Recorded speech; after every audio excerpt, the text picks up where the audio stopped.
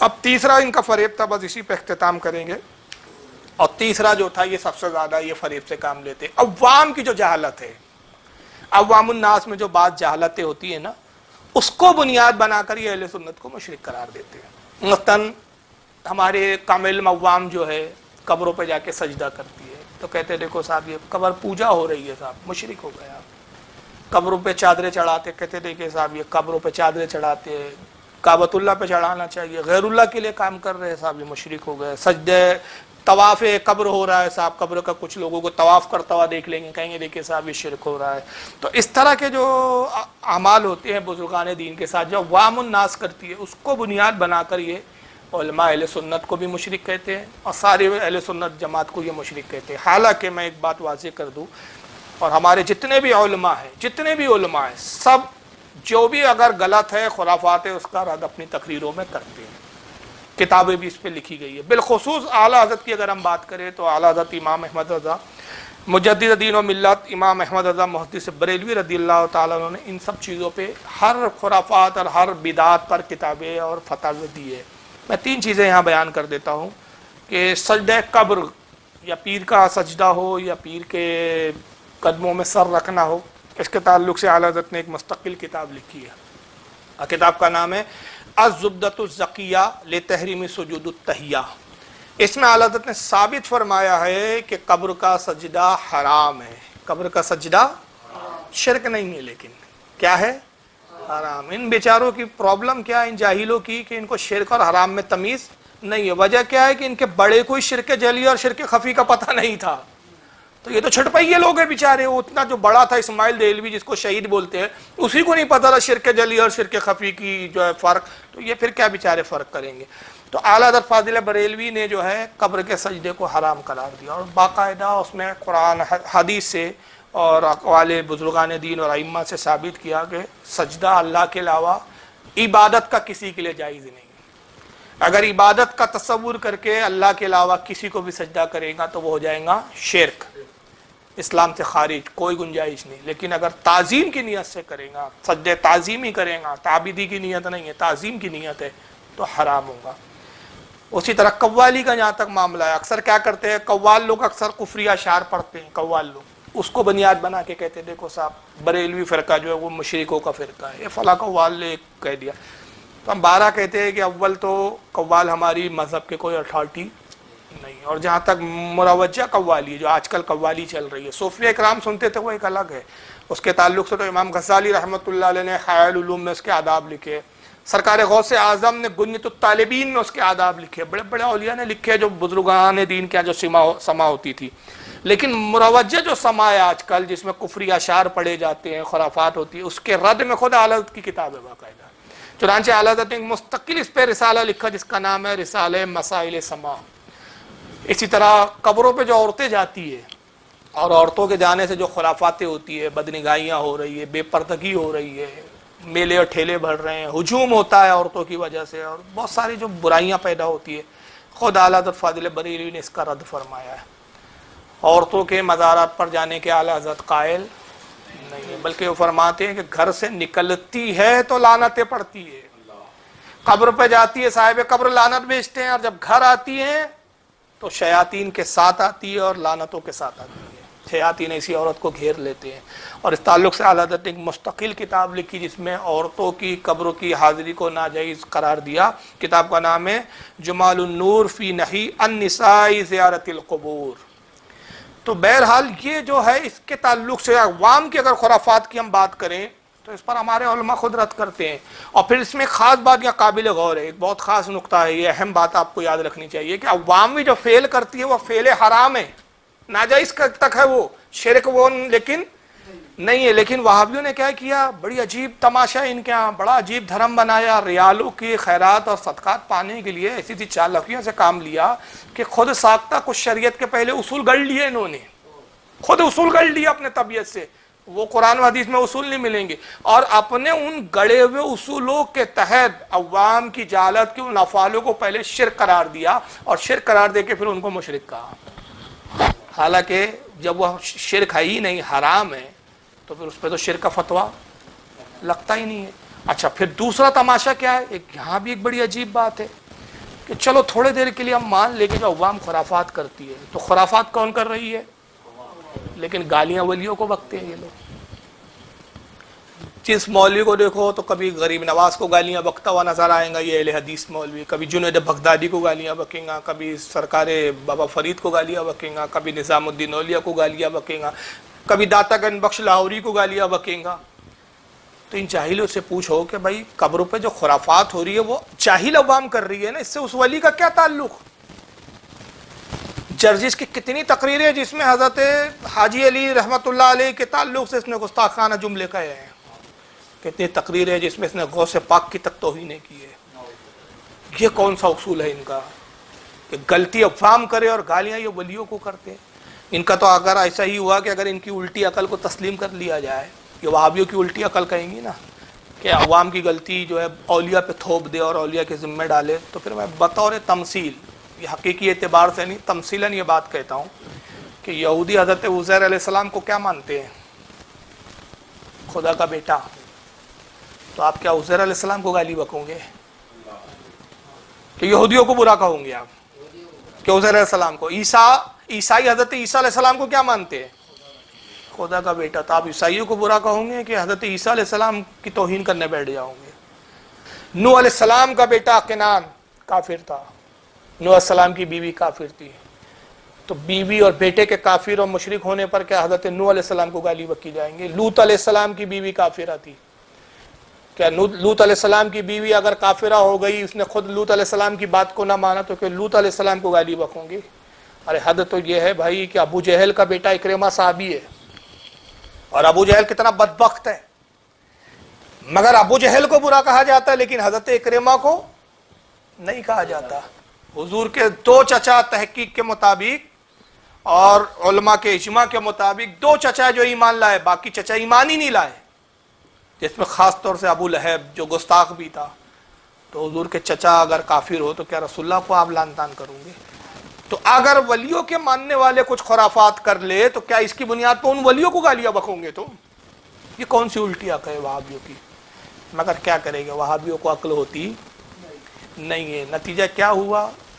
تو غلطیاں تو عوام نے کی، ان خبیثوں نے اولیاء کی توہین کی۔ معراج ربانی نعوذ باللہ خواجہ غریب نواز کو کہتا ہے ہجڑا، کہتا ہے خواجہ کا مطلب ہجڑا ہوتا ہے۔ وہاں ہجڑے جاتے ہیں دفلیاں بجا کے، ڈھول بجاتے ہوئے، اور جب پوچھا جاتا ہے کیوں جاتے ہو خواجہ غریب نواز کے یہاں، تو کہتے ہیں خواجہ صاحب ہماری نسل کے تھے، ہماری قوم میں سے تھے۔ ہے نا، خواجہ مطلب ہجڑا ہی تو ہوتا ہے نا، خواجہ مطلب ہجڑا ہی تو ہوتا ہے۔ اب وہ مختلف قوموں میں مختلف معنی ہیں بہرحال، لیکن ہمارے یہاں خواجہ ہجڑوں ہی کو کہا جاتا ہے۔ چنانچہ ہمارے یہاں جو ہیں اجمیر شریف میں جو خواجہ غریب نواز ہیں، اللہ کی قسم بتا رہا ہوں، مجھ سے تو باقاعدہ اس نے بیان دیا کہ وہ پورے ہجڑے اور ہندوستان، پاکستان، بنگلہ دیش سے ٹرینیں ان کے لیے فری ہوتی ہیں، اور یہ رجب کا مہینہ آ رہا ہے، یا جمادی الثانی ہے نا، یہ رجب 6 رجب کو ان کا عرس شروع ہوگا، اور آج ہی سے بھیڑ شروع ہوگی، اور چاروں طرف سے وہ ڈھولے ڈپڑیاں لے کے سارے ہجڑے وہاں جمع ہوتے ہیں، اور ان سے کہا جائے تو کہتے ہیں کہ جی ہماری قوم کے لوگ تھے، ہماری قوم کے حضرت تھے، ہم ہی نہیں، اگر عرس میں حاضر ہوں گے تو ہماری برادری کے لوگ ہمیں نکال دیں گے۔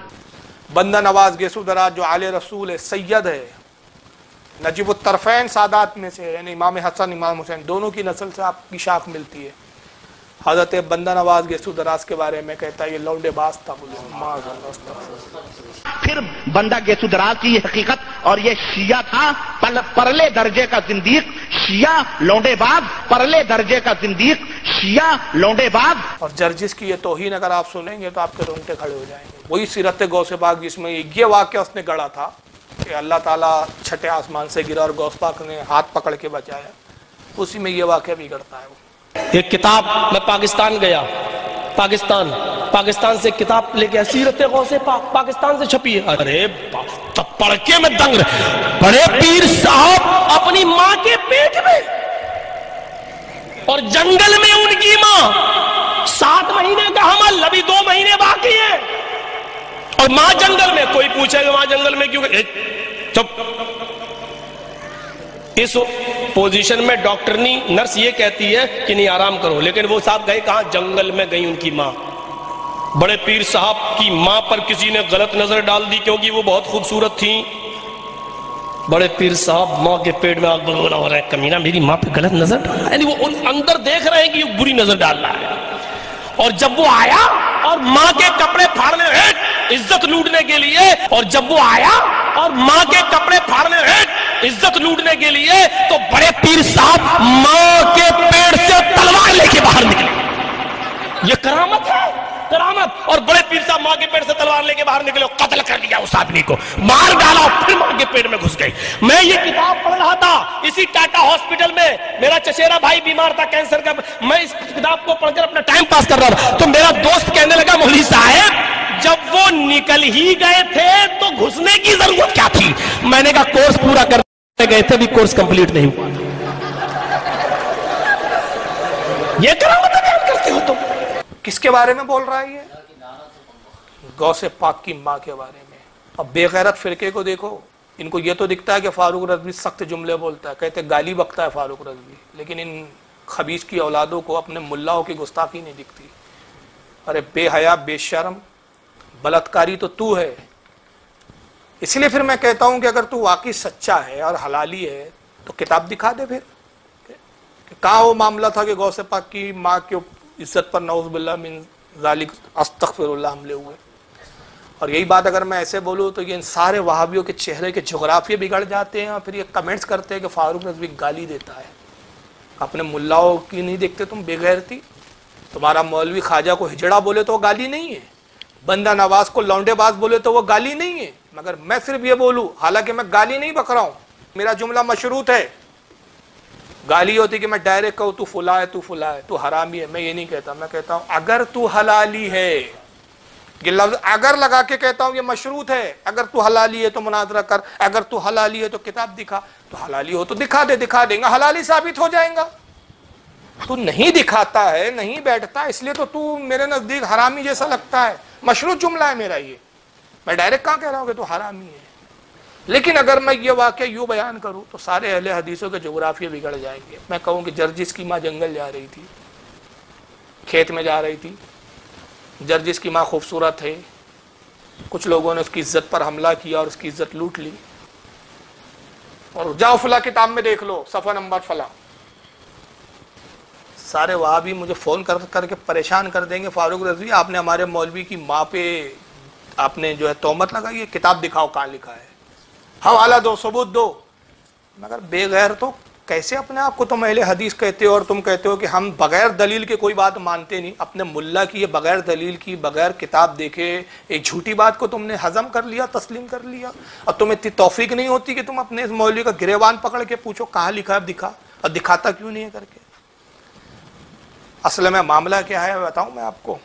آئیے ایک حدیث بس اس پر اختتام، یا آخری حدیث میں آپ کے سامنے پیش کر رہا ہوں، کافی لمبا بیان ہو گیا، چاہ تو رہا تھا کہ مختصر ہو، لیکن کیا کریں، بات جب نکلتی ہے تو نکلتے جاتی ہے۔ جامع ترمذی ہے اس وقت میرے ہاتھ میں، یہ بھی اللہ کے نبی نے بتا دیا تھا، اس لیے ہم کہتے ہیں ہمارا نبی غیب دا ہے، غیب کی خبروں کو جانتا ہے۔ اور وہاں بھی اس لیے غیب کا نبی کا انکار کرتا ہے، اس کو معلوم ہے کہ جب جب غیب کی حدیثیں آئیں گی ہماری پول پٹیاں کھلتے ہوئے نظر آئیں گی، ساری ایسی پیشن گوئی ہے کہ سب بتایا اس دنیا کے منافق کیسے ہوں گے، نفاق کیسا ہوگا، اور یہ بدترین فرقے کیسے ہوں گے، سب بتا دیا، اس لیے غیب کا انکار کر دیا ان لوگوں نے۔ یہ جامع ترمذی صاحب، کتاب الفتن، باب ما جاء فی علامتی حلول المسک والخسف، حدیث نمبر 2211۔ اللہ کے نبی صلی اللہ علیہ وسلم کی حدیث، آقا قیامت کی نشانیاں بتا رہے ہیں کہ قیامت کے قریب یہ ہوں گے، یہ واقعات ہوں گے، یہ واقعات ہوں گے، پیشن گوئیاں کر رہے ہیں۔ اس میں یہ کہتے ہیں وَلَانَ آخِرُ هَذِهِ الْأُمَّةِ أَوَّلَهَا فَلْيَرْتَقِبُوا عِنْدَ ذَلِكَ رِيحًا حَمْرَاءَ وَزَلْزَلَةً وَخَسْفًا وَمَسْخًا وَقَذْفًا۔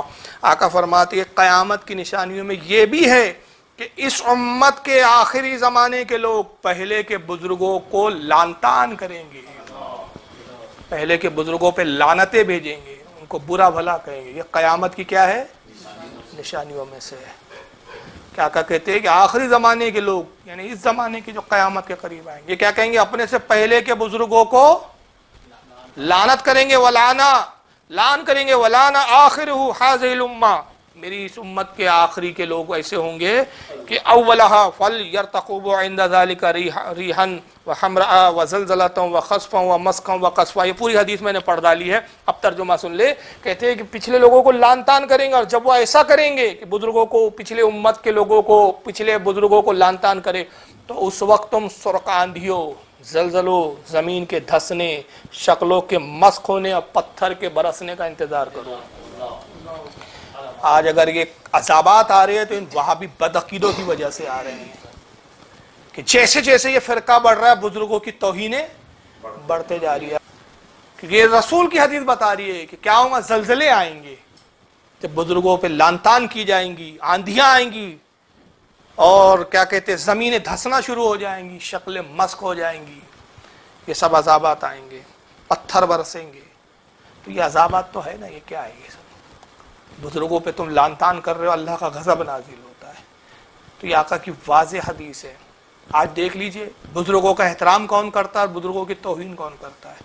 یہ حدیث مشکات شریف میں کتاب الفتن میں بھی آئی ہے، حدیث نمبر 5450 کے تحت۔ اور آخری حدیث پہ رخصت ہو رہا ہوں میں، بس یہیں اختتام کرتا ہوں۔ صحیح بخاری کتاب الرقاق باب التواضع حدیث نمبر 6502۔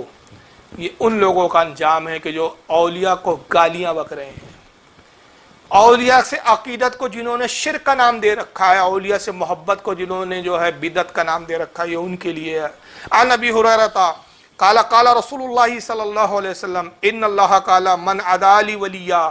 اللہ حضرت ابو ہریرہ رضی اللہ تعالیٰ عنہ سے روایت ہے، وہ کہتے ہیں کہ اللہ کے رسول صلی اللہ تعالی وسلم نے ارشاد فرمایا کہ بے شک اللہ تعالیٰ ارشاد فرماتا ہے، یہ حدیث قدسی ہے، اللہ فرماتا ہے جس نے میرے ولی سے دشمنی کی، من عدالی ولیہ، جس نے میرے ولی سے دشمنی لی، فقد آذنتہ بالحرب، تو تحقیق کہ اس سے میں اعلان جنگ کرتا ہوں۔ اب بتائیے اعلان جنگ اللہ سے ہوں گا تو کیا ہوں گا، عذاب نہیں آئیں گے پھر؟